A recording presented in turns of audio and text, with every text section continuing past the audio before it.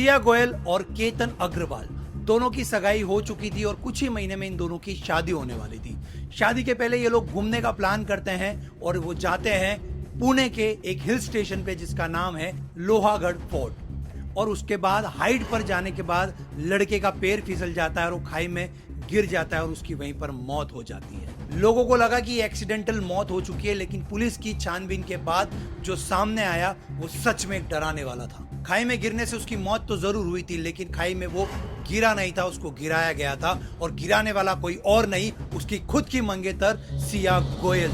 सिया गोयल एक लड़के से प्यार करती थी जिसका नाम था चेतन चौधरी और उन दोनों ने ही मिलकर इसका मर्डर कर दिया। ठीक एक साल पहले हमने इसी तरह का एक केस सुना था इंदौर के राजा रघुवंशी, जिसकी मौत भी कुछ इसी पैटर्न से हुई थी। और आज एक साल बाद फिर केतन अग्रवाल। देखिए इन सब के पीछे कारण क्या है।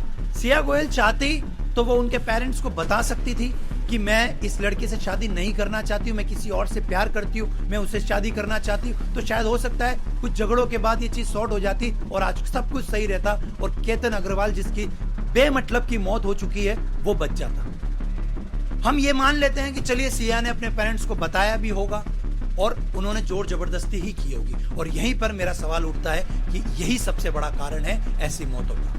हमारे इंडियन सोसाइटी में क्या होता है, जब कभी किसी लड़की के अफेयर्स के बारे में पता चलता है पेरेंट्स को, तो सबसे पहले क्या करते हैं, सबसे पहले उनके दिमाग में एक ही चीज क्लिक होती है, इसकी शादी करवा दो, अकल ठिकाने आ जाएगी। और हमें समझने की जरूरत है कि शादी करवाना सॉल्यूशन नहीं है।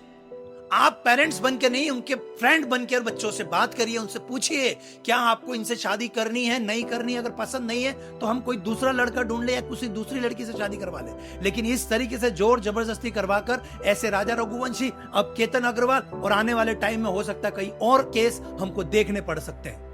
सिया गोयल जैसी लड़कियों को भी यहां पर समझना होगा कि वो चाहती तो जोर जबरदस्ती कर ये शादी तोड़ सकती थी। अगर नहीं तोड़ सकती थी तो वो अपने बॉयफ्रेंड के साथ घर छोड़कर, शहर छोड़कर भाग भी सकती थी। कम से कम आज केतन अग्रवाल हमारे बीच जिंदा होता।